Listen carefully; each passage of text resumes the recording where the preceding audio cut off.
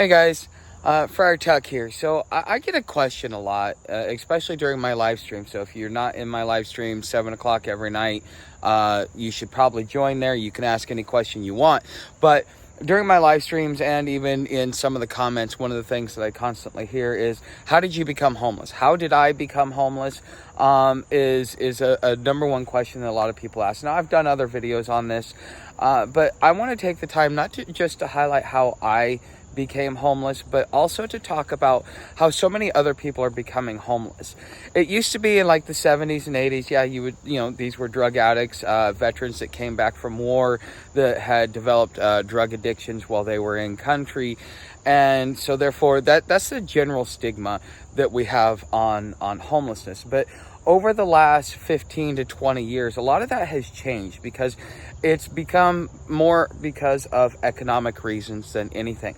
So, when we had the 2001 crash, the dot-com bust, and then we had the 2008 crash, and then now we had 2020 with the lockdowns, and now we're going through a global economic collapse. And if you notice, every few years, we're starting to have a major economic downturn. And this is actually what is leading a lot of people to become homeless. And with the economic collapse that we are on the verge of having right now, or that we're at the beginning stages of, this is going to create a whole new style of homeless. So what you used to think about homelessness is old think. It is part of the old guard, the old ideas, because you used to have opportunities. There used to be jobs. You used to get good benefits. You used to be able to afford to live. But with inflation, now we see the cost of housing going up.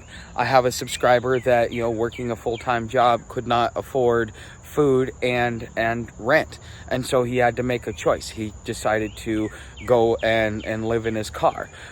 This is something that's happened a lot for me.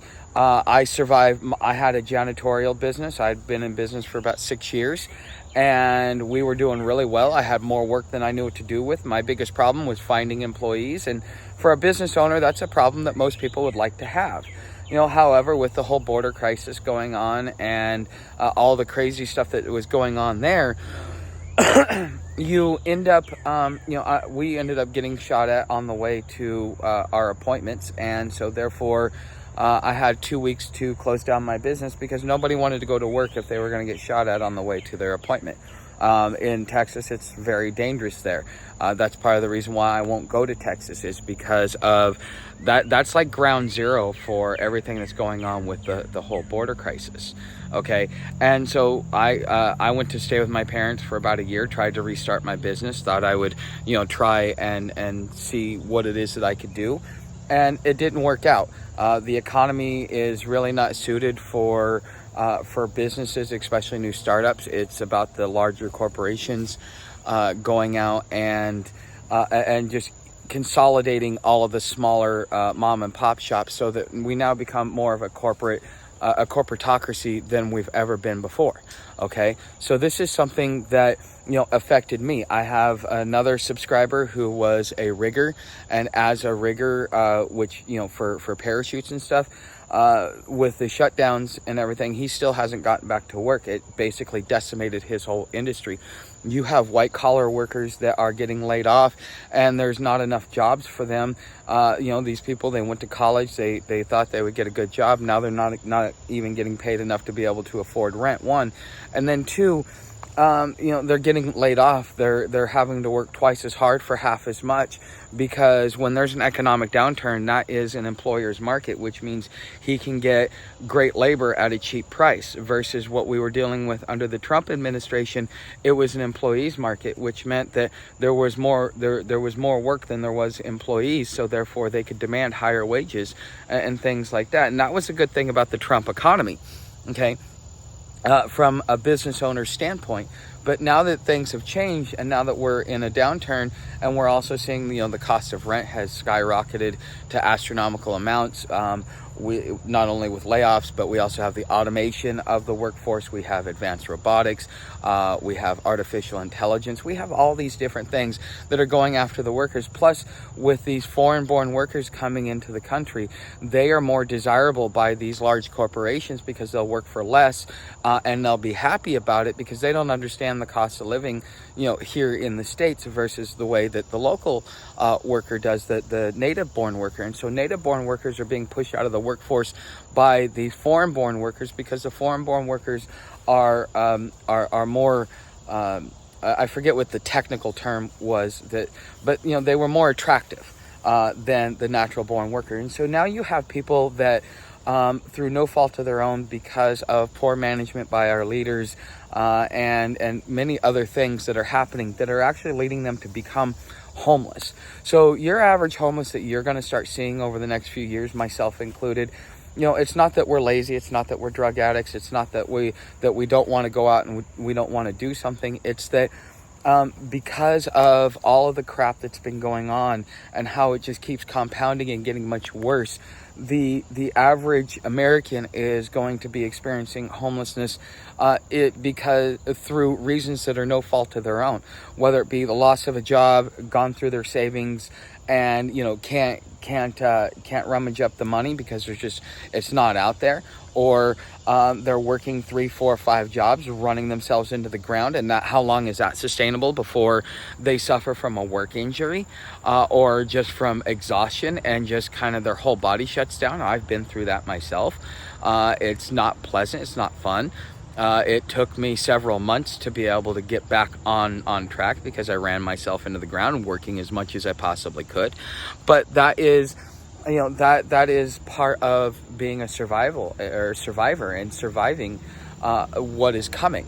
So when you want to ask not how did I become homeless, what you should really be asking is, what is really causing all of this? What is pushing so many people that shouldn't be homeless into a situation where they are homeless? And then not only that, we've got a Supreme Court decision that has come down in favor of the cities to now, in a few years, a third of the U.S. population will be criminalized just for suffering the consequences of things that were no fault of their own. Poor leadership, global war, supply chain disruptions, you name it. All of these contributing factors are making it to where even the common man will become homeless now. And so, not even Donald Trump can fix this because it's too deep. It's rooted too deep. And a lot of people think that he will. But I think that really what needs to happen is that this needs to be a grassroots movement, a grassroots effort, where the homeless band together, not to get free stuff, but to be treated with dignity and the same respect as a housed individual. Okay, because that's been the fight that we've had. That's what the Ninth Circuit Court decision was. That's what this whole Grants Pass decision was about, is that just because we're homeless doesn't make us any less of a human being. But the way that the system looks at us is that if we're not putting money in, and if they cannot harvest our resources, then we are of no use, and they will figure out another way to put us to use, whether it be harvesting us through the criminal justice system, because every crime has a penal sum attached to it, upon which they put out in municipal bonds so that they can continue to fund the system. Okay, so if I can't pay you taxes, you're just going to put me in jail and take money from me that way. And how long until we really sit back and see this as a major issue? Okay, so this is what I would like to share with you. I'm going to give you guys some bonus footage here at the very end. But I want to say thank you for watching the video. If you haven't become a subscriber, become a subscriber. I'm supported through crowdfunding, so that means memberships or tips down on my tip charts, all down in the description. Either $3 a month or $5 a month. Everybody's contribution helps. So, and this is how I'm working my way off the streets to end my homelessness. Okay, so enjoy the bonus footage, and I hope to see you in the next video. Boiling me some water, making me some coffee, and some eggs. What's for breakfast? So some of you guys may be saying, okay, Tuck, so you take a 0 day. What do you do on a 0 day? And for those of you that don't know what a 0 day is, that's when you don't move, you don't do anything, you sit back, you rest, you recoup, you take extra naps, you let your body recover. Well, I've gotten to sleep in this morning. As you see, there's my hammock still set up. Now I put the tarp there to be able to block me from the road view. But now I get to sit there and organize my food, organize my bag, pull out all my gear, do inventory, figure out what it is I have, what it is that I don't have, what I have lost, and so on and so forth. You're going to do this probably once or twice a week, depending upon how often you take a 0 day.